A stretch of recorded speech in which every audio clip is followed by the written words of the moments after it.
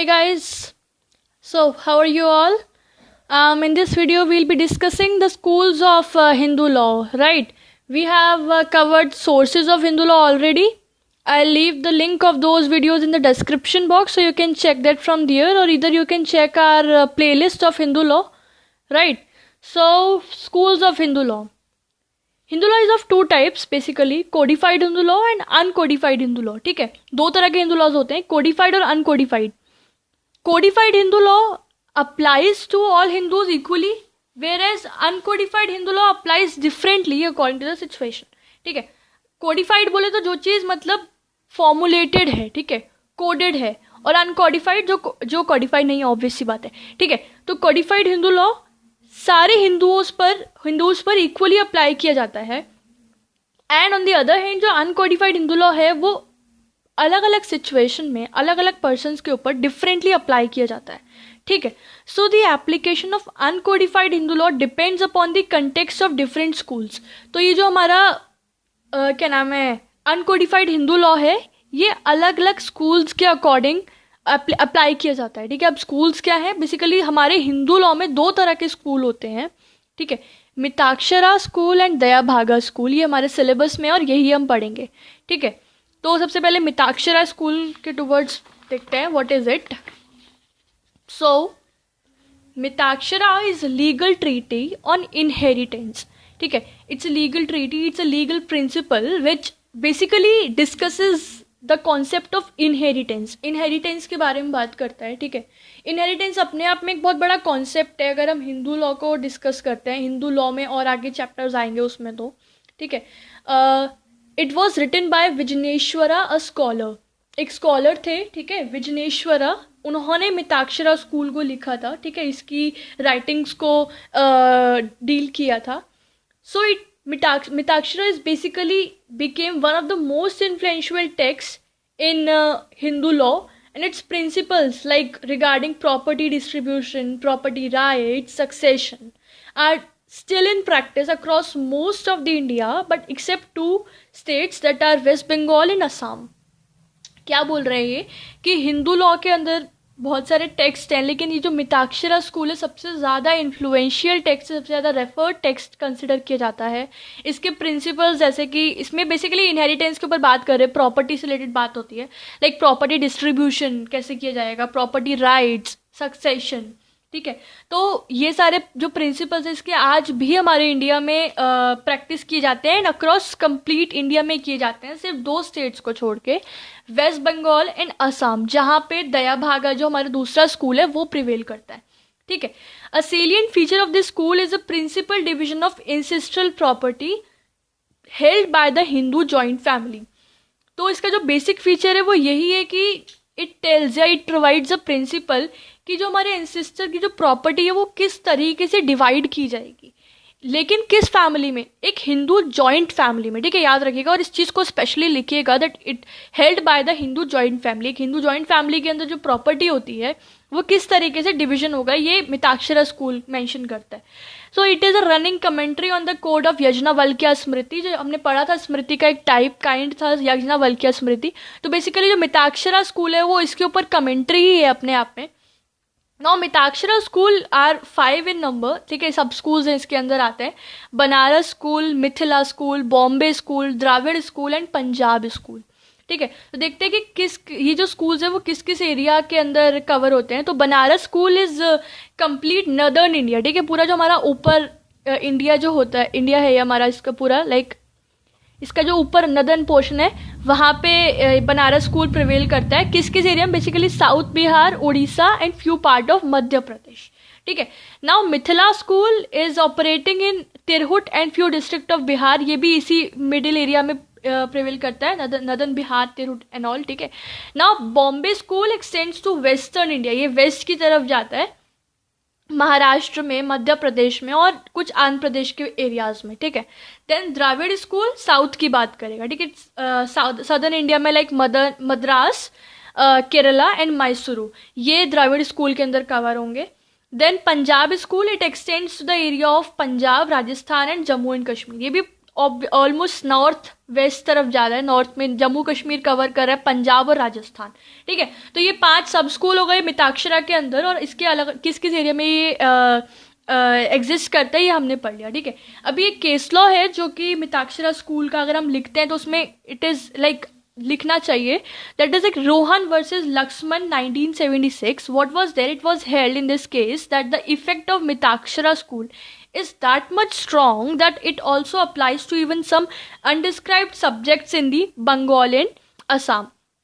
ये केस लो बता दें कि मिताक्षरा जो स्कूल है उसकी इतनी ज़्यादा लाइक स्ट्रॉन्ग उसका इफेक्ट है कि बहुत से इवन बंगाल और असम के जो अनडिस्क्राइब जगहें हैं वहाँ तक ये अप्लाई किया जाता है. जस्ट थिंक, वैसे यहाँ पे मेंशन था कि मिताक्षरा जो है वो बंगाल और असम में अप्लाई नहीं होता, बट इसका इफेक्ट इतना ज़्यादा है कि कुछ अनडिस्क्राइब एरिया में भी इसका क्या नाम है इसको अप्लाई किया जाता है. ठीक है, तो this was held in Rohan versus Lakshman 1976. Okay, now our next school is Dayabhaga school. ठीक है, Dayabhaga school is a legal treatise dealing with various aspect of Hindu law. ये काफ़ी सारे अलग अलग एस्पेक्ट जो है हिंदू लॉ के उसको कवर करता है, उसके साथ डीलिंग्स करता है. ठीक है, this was written by Jimutavahana. ठीक है, ये एक स्कॉलर थे, उन्होंने लिखा था दयाभागा स्कूल के राइटिंग्स को. And has much influence the Hindu civil code of modern India. जो मॉडर्न इंडिया का जो हिंदू सिविल कोड है, ठीक है, जो हिंदू लॉ जो है वो बेसिकली दयाभागा स्कूल काफ़ी उसको इन्फ्लुएंस करता है. ठीक है, Dayabhaga school prevails only in West Bengal and Assam. सिर्फ वेस्ट बंगाल और असम में ही प्रिवेल करता है. ठीक है, this school is considered to be the dissident school of old Banaras school. ये एक तरीके से जो हमारा मिताक्षरा का जो सब स्कूल था बनारस स्कूल, उसी का ही ये फर्दर प्रोसीडिंग स्कूल कंसिडर किया जाता है. ठीक है, Dayabhaga is mainly an essay on partition and succession. ये किसके ऊपर सबसे ज़्यादा इम्फेसाइज करता है, किसके ऊपर राइटिंग इसकी हैं, पार्टीशन और सक्सेशन, इन दो कॉन्सेप्ट को ये डील करता है, उस पर ये अप्लाई होता है. ठीक है, अभी हमने पढ़ लिया कि मिताक्षरा क्या है और दयाभागा स्कूल क्या है. अभी हम पढ़ते हैं इसके फीचर्स क्या हैं इन दोनों अलग अलग स्कूल्स के. ठीक है, तो मिताक्षरा की सबसे बात करते हैं तो the very first feature is rights in the joint family properties acquired by birth. अगर मिताक्षरा स्कूल प्रिवेल कर रहा है अगर किसी जगह पे, तो वहाँ पे जो हिंदू जॉइंट फैमिलीज है उसमें जो प्रॉपर्टी होती है, ठीक है, वो एक बंदा अपनी बाय बर्थ ही अक्वायर करता है. ठीक है, बाय बर्थ उसको राइट हो जाता है अपनी जॉइंट फैमिली की प्रॉपर्टी में. ठीक है, then second, as a rule females have no right of succession to the family property.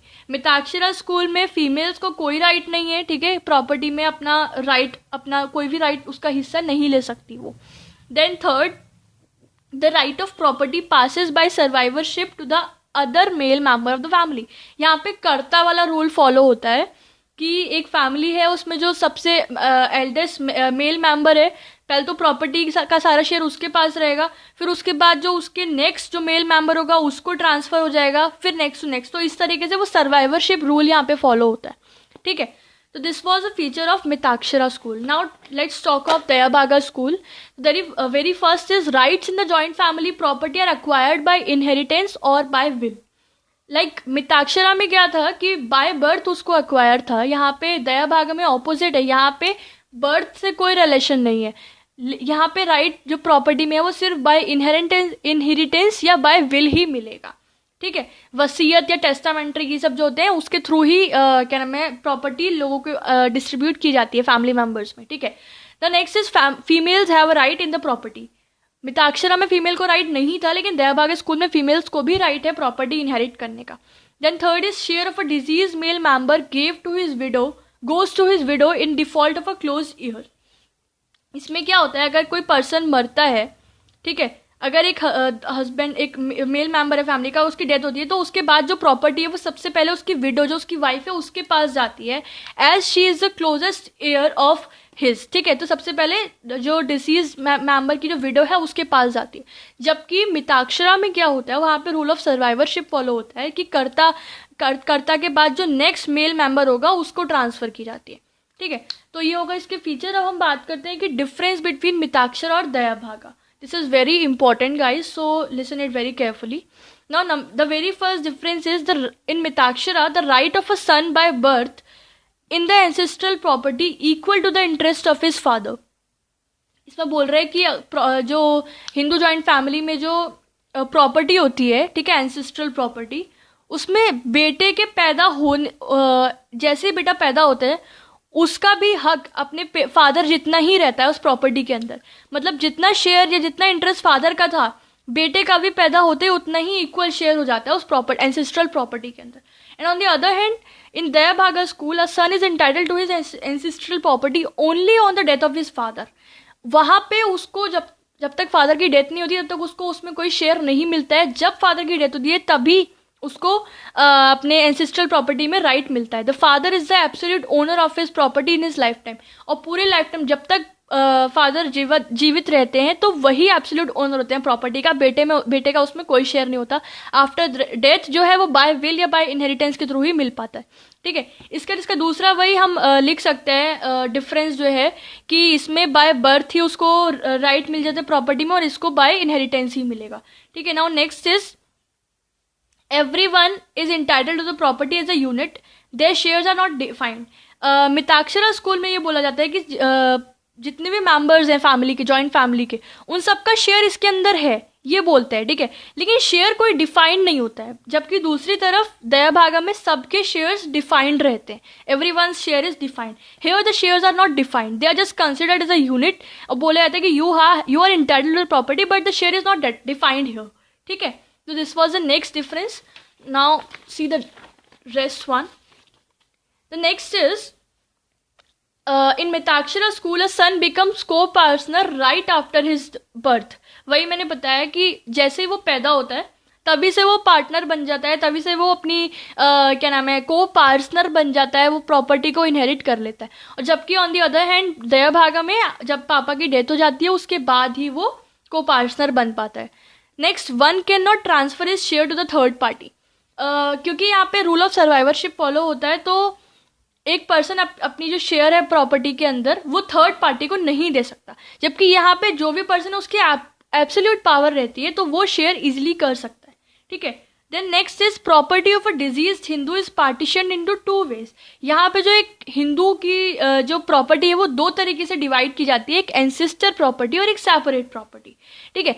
Ancestor property जो है वो तो रूल ऑफ सर्वाइवरशिप के थ्रू ही फॉलो की जाएगी, ठीक है, उसी में ही डिवीजन होगा। जैसे मैंने बताया कि अगर एक जॉइंट हिंदू फैमिली है, ठीक है, और उसके अंदर जो एंसेस्ट्रल प्रॉपर्टी है तो वो पहले कर्ता जो एल्डेस्ट मेल मेंबर है उसके पास होती है, वो मर जाता है तो नेक्स्ट मेल मेंबर के पास जाती है। This is called rule of survivorship. और अगर सेपरेट प्रॉपर्टी की बात करें तो वो नेक्स्ट डिसेंडेंट, जो भी उसका नेक्स्ट डिसेंडेंट होता है मरने वाले का, उसको दी जाती है। दूसरी तरफ अगर हम दयाभागा की बात करें तो यहाँ पे प्रॉपर्टी दो तरह से फिर से डिवाइड होती है, लेकिन यहाँ पे एंसेस्टर और सेपरेट नहीं, यहाँ पे जॉइंट और सेपरेट प्रॉपर्टी नाम से इसको जाना जाता है, ठीक है। The descendants inherit the property of what ever type it is. Mention नहीं है कि किस तरीके से कौन सी डिवीजन होगा, बट ये बोला गया है कि जो भी तरह की वो प्रॉपर्टी होगी उस हिंदू पर्सन की, उसी तरीके से उसको इनहेरिट किया जाएगा बाय हिज डिसेंडेंट्स, ठीक है। Now the last difference is that in default of close heir, brother and the immediate survivors inherit. The wife does not inherit. वही वाला विडो वाला पॉइंट आ जाता है इसमें कि अगर कोई पर्सन डाई होता है तो क्लोज एयर के अकॉर्डिंग यहाँ पे भाई या उसके पास जो कोई सर्वाइवर होते हैं कि उन्हें दी जाती है प्रॉपर्टी, लेकिन वाइफ को नहीं दी जाती है। जबकि दूसरी तरफ वाइफ को जो विडो है उसको सबसे ज़्यादा क्लोजेस्ट ईयर कंसिडर करते हुए जो मेल मेंबर जो था हिंदू, उसकी जो प्रॉपर्टी है वो विडो के पास जाती है सबसे पहले, क्योंकि यहाँ पे फीमेल्स को कोई राइट नहीं है प्रॉपर्टी का, इसलिए विडोज को नहीं, इग्नोरेंस दी जाती है। और यहाँ पे राइट है तो विडो को सबसे पहले प्रॉपर्टी मिलती है अपने हस्बैंड की, ठीक है। तो ये हो गया हमारा मिताक्षरा का डिफरेंस। हमने क्या क्या पढ़ा कि कोडिफाइड और अनकोडिफाइड हिंदू लॉ होता है। अनकोडिफाइड के अंदर दो स्कूल्स हो गए, मिताक्षरा और दयाभागा। फिर मिताक्षरा किसके साथ डील करता है, उसके स्कूल्स कौन कौन से हैं, दयाभाग क्या डील करता है, इन दोनों के फीचर्स क्या थे और इसके डिफरेंस क्या था, ठीक है। आप इनके डिफरेंस के पॉइंट्स को अगर फीचर्स 10 मार्कर आता है तो इसी में से आप डिराइव करके लिख सकते हो। So we are done with the schools of Hindu law. This was it for this video. Now we are completely done in the Hindu law, the nature of Hindu law, origin of Hindu law, sources and schools, ठीक है। So this is it. We'll be back soon with the next topic, next video, next subject. So till then, be tuned with the channel. Do subscribe, do share, do like the video, and do write on the comment section how did you find this video. For any doubts and any queries, do also write down in the comment section. ठीक है? So thank you so much. Bye bye. Take care. Have a nice day.